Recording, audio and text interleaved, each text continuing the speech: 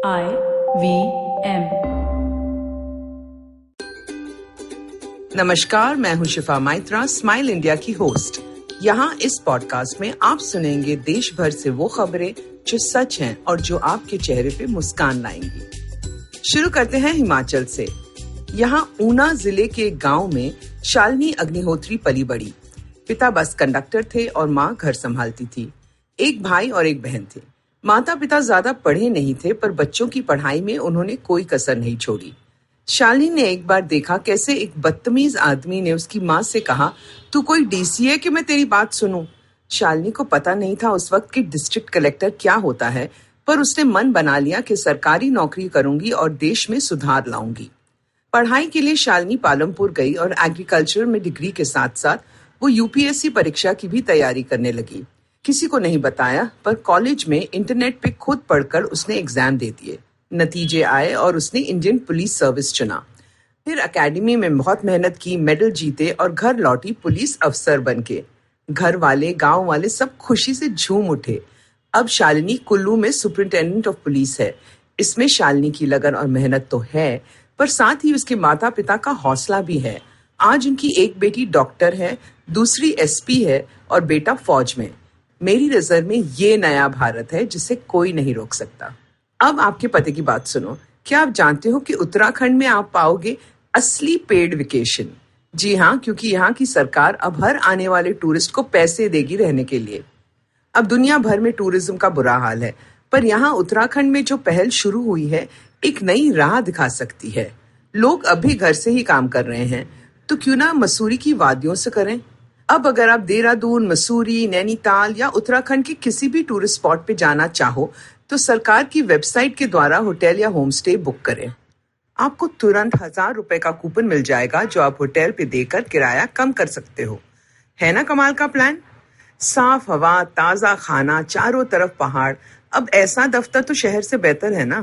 तो चलो, नेक काम में देर कैसी। ये सुनो खबर महाराष्ट्र के वसई डिस्ट्रिक्ट की। यहाँ तारपड़ा गांव में एक स्कूल है जहाँ बच्चों की संख्या आजकल बढ़ रही है। 2 साल पहले वसुंधरा नाम के एक हिजड़े ने घर पे एक स्कूल खोला था जहाँ गरीब बच्चे आकर पढ़ाई करते, खाना खाते और फिर घर लौट जाते। लॉकडाउन शुरू हो गया देश भर में, पर यहाँ क्लासें लगती रहीं 2 टीचरों और कुछ बच्चों की। फिर माँ बाप आकर कहने लगे कि हमारे बच्चों को भी पढ़ा दो। स्कूल बंद हो गए हैं और ऑनलाइन पढ़ाई के लिए हम स्मार्टफोन नहीं ला सकते। वसुंधरा मना तो नहीं कर सकती थी, पर ये स्कूल तो वो अपने पैसों से चलाती थी और अब इतना खर्च कैसे उठाती। पर उसका ये काम देखकर कुछ और ट्रांसजेंडर्स ने भी आकर पैसे दिए। कुछ खाना बनाने लगी। एनजीओ से कुछ टीचर्स आ गईं और सभी बच्चे पढ़ रहे हैं, खा रहे हैं और खुश हैं। सबसे बड़ा पार्ट यहाँ छात्र सीख रहे हैं एकजुट होने का, सम्मिलित होने का। वहाँ हैदराबाद में बाहुबली अपने काम में लगे हुए हैं। प्रभास, जो फिल्म में बाहुबली बने थे, अब निजी जिंदगी में कुछ बहुत बढ़िया कर रहे हैं समाज के लिए। उन्होंने सरकार से 16,050 हेक्टेयर जंगल लिया है जिनकी वो देखरेख करेंगे। उन्होंने पूरे इलाके को समझा, कुछ विशेषज्ञों को काम पे रखा और अब उस पूरे एरिया में हरे भरे जंगल लौटाने का कार्य शुरू किया है।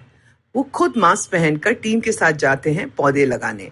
पास के कजीपिले जंगलों के रखरखाव के लिए सरकार को 2 करोड़ रुपए दिए हैं और यहाँ अपने जंगलों के एक हिस्से में वो पर्यटकों के लिए इको पार्क बनवा रहे हैं। ये सब ग्रीन इंडिया चैलेंज के तहत हो रहा है। अब देश भर में बाकी हीरो भी ऐसी पहल करें तो मजा आ जाएगा। अब कुछ काम आपके लिए। महामारी का कहर बढ़ता जा रहा है और अब तो सभी किसी न किसी को जानते हैं जो इस बीमारी से जूझ रहे हों। हो सकता है आपके पड़ोस में किसी को कोविड हो जाए, तो ऐसे में आप क्या कर सकते हो? पहले तो डर छोड़ दो। अगर कोई मरीज घर में आइसोलेटेड है तो आप बीमार नहीं होंगे अगर आप उनसे ना मिलें। औरों को भी समझाइए कि मरीज या उसके परिवार से बुरा बर्ताव ना करें। ये बीमारी किसी को भी हो सकती है। उन पड़ोसी से रोज फोन पे या मैसेज द्वारा बात करें। उनको हिम्मत दे, उनके प्रियजनों को हौसला दे। उनके लिए खाना डिस्पोजेबल डब्बों में घर के बाहर रखते हैं और फिर फोन करें ताकि वो उठा सके। उन्हें घर का कुछ सामान चाहिए तो खरीद कर ला दें। तबीयत बिगड़ जाए तो एम्बुलेंस बुलवा दें और किसी भी हालत में उन्हें ये ना बताएं कि बाकी आसपास के लोग क्या बुरा बोल रहे हैं उनके बारे में। एक अच्छे पड़ोसी होने का फर्ज निभाएं।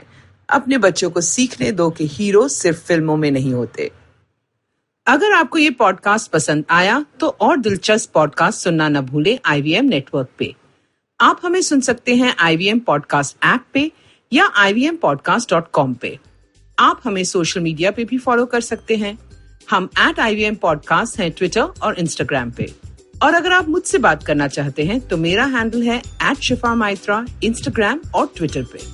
मैं आपसे जल्द मिलूंगी, तब तक हंसते रहो और हंसाते रहो। I hope you enjoyed that show. I'd like to thank our sponsors this week, Intel, for supporting us. Great week on the network. If you haven't been listening, why haven't you been listening? You should be listening. Rohan Joshi was on Uncle Please Sit, discussed the toxicity of the Indian pop culture. Really fun conversation to listen to. Rajiv Samant, the founder of Sula Wines, was on Cyrus Says. Again, I think that was a fun conversation. Also want to call out the season finale of Yuddha. Yuddha is our military history podcast. Definitely do check that out. It's a really great listen. And finally, I want to just remind you all that, it's a dark time, but if you need a smile, go check out the Smile India podcast by Shifa Maitra. It's in both English and Hindi, and I think that you will really enjoy the kinds of things that she's talking about there. And with that, I hope to see you again next week. Have you ever wondered how successful people do their thing? How do they navigate the challenges they often face? Are you wondering about the future of restaurants, film, education, technology, and everything else in between? Hi, I'm Gauri Devidayal, best known for being one of the brains behind The Table, an award-winning restaurant in Bombay. One thing my life as a restaurateur has given me is the opportunity to meet with some truly inspiring people, most often just by chatting with strangers at the community table. And that's what this podcast is about. It's about learning the new dimensions of business and understanding how different people swim this sea. It's an opportunity for me to pick their brains and ask them all the questions on my mind, whether it's about learning from their past experiences or talking about future trends. Through their journeys, stories, and insights, I hope you too, like me, will come away inspired and energized. So come, join me every Wednesday with your favorite drink, because this round is on me.